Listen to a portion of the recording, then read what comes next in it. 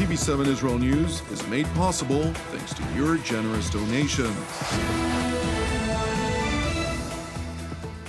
Shalom and good evening. This is TV7 Israel News broadcast to you from Jerusalem. And in today's top stories, former Defense Minister and Yamina Party chairperson Naftali Bennett announces his decision to establish a national unity government without incumbent Prime Minister Benjamin Netanyahu's Likud faction. Prime Minister Benjamin Netanyahu condemns Naftali Bennett's decision, accusing him of blatantly deceiving his voters, which are part of the right-wing bloc. The commander of the Islamic Revolutionary Guards Quds Force declares that the annihilation of the Jewish state is drawing near.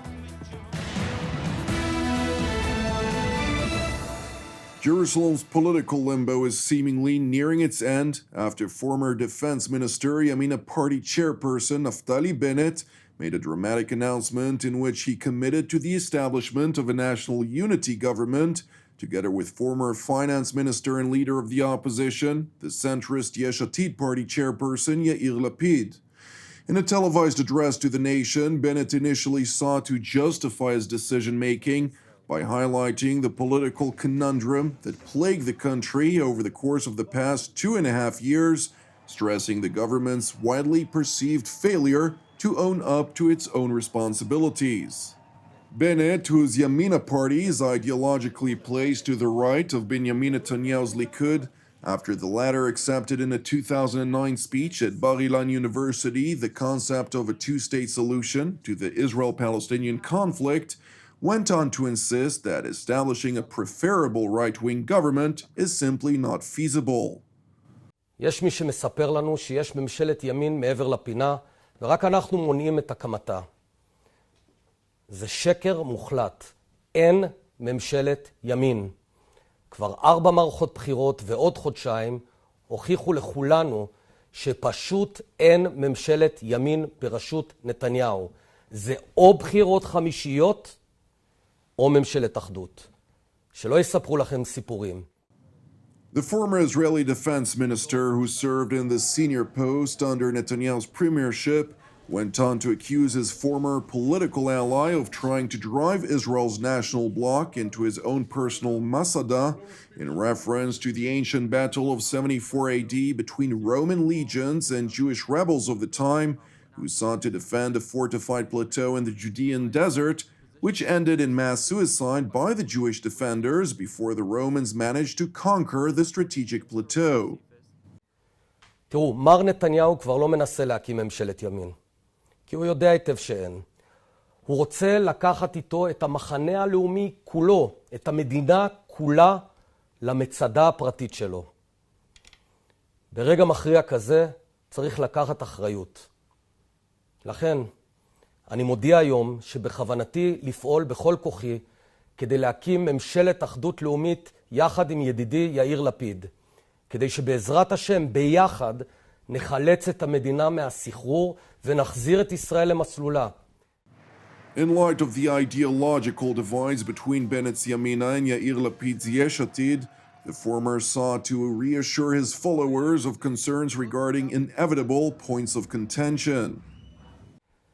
יאיר ואני חלוקים במספר נושאי מהות, אבל אנחנו שותפים באהבה למדינה ובמוכנות לפעול למענה. יאיר גילה מנהיגות ונדיבות בתקופה קשה זו, ואני אשמח להוביל יחד איתו ועם גדעון סער ועם כל השותפים הטובים האחרים להוביל את המדינה. כן, ביחד. ממשלה כזאת תצליח רק אם נעבוד יחד כקבוצה. לא אני, אלא אנחנו.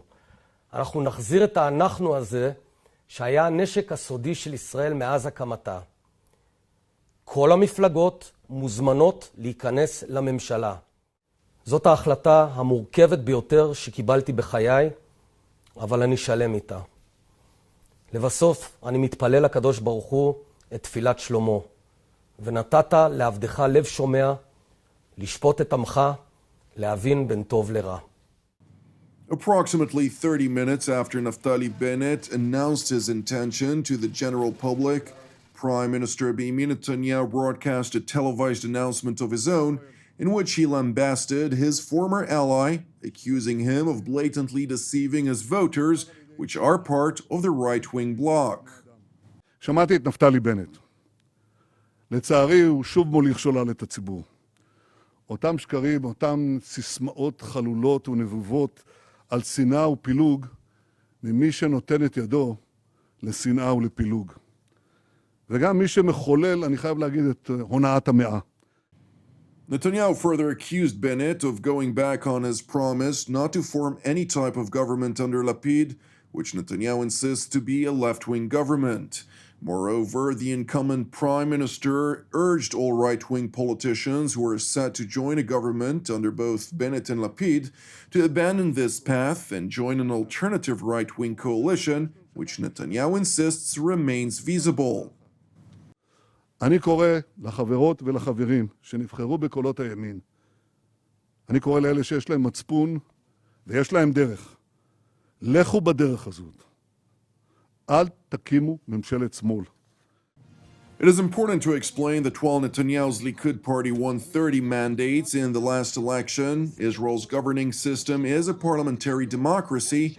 Therefore, any government must consist out of a majority of at least 61 mandates of Israel's 120-seat parliament, or Knesset in Hebrew. Hence, Netanyahu has managed to secure the support of the right-wing religious Zionist party, which has 6 mandates, and the non-Zionist ultra-Orthodox factions Shas and United Torah Judaism, who managed to secure 9 and 7 mandates respectively.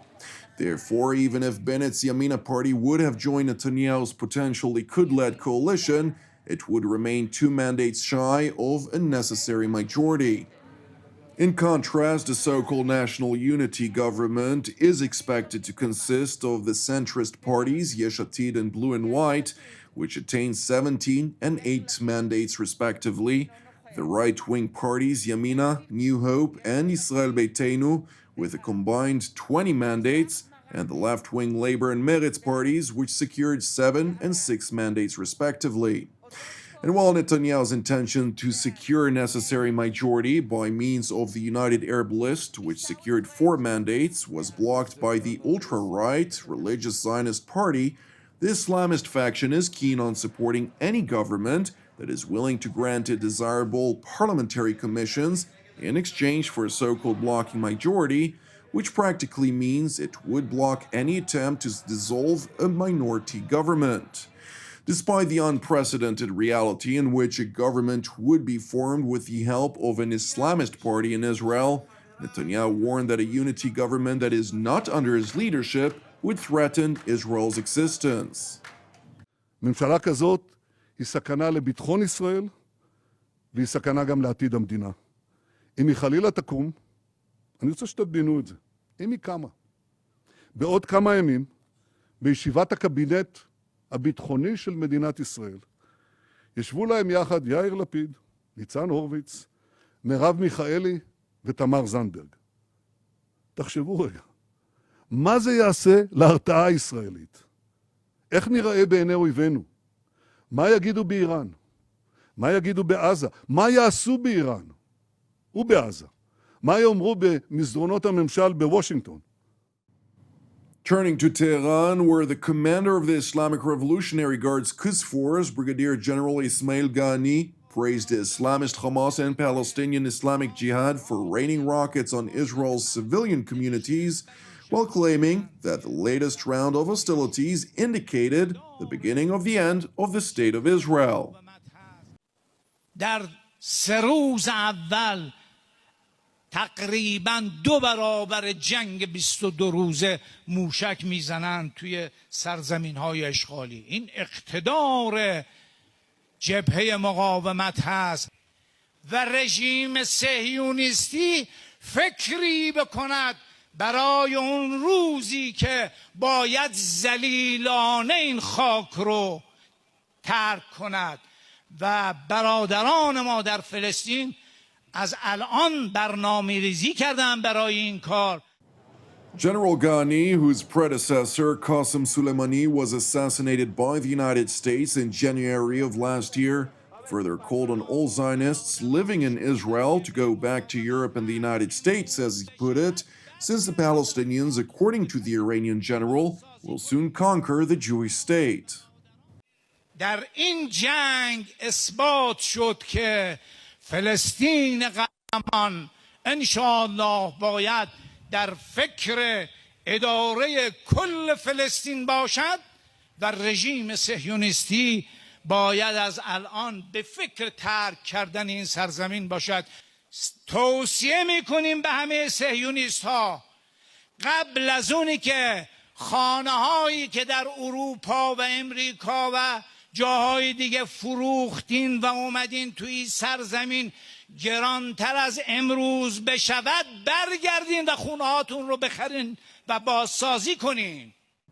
It is worth mentioning that following the implementation of the Gaza-Israel ceasefire, the leader of the Islamist Hamas organization voiced gratitude to Iran for its financial, military hardware, and technical support, all of which is delivered to the Gaza Strip by the RGC's Quds Force.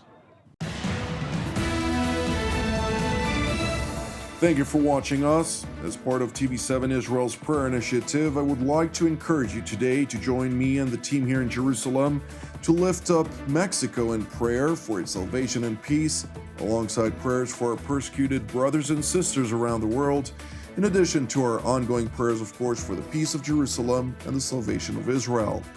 I'm Jonathan Hassan, wishing you a Shavuot Tov U'Mevorach, and we will see you again tomorrow at the same time.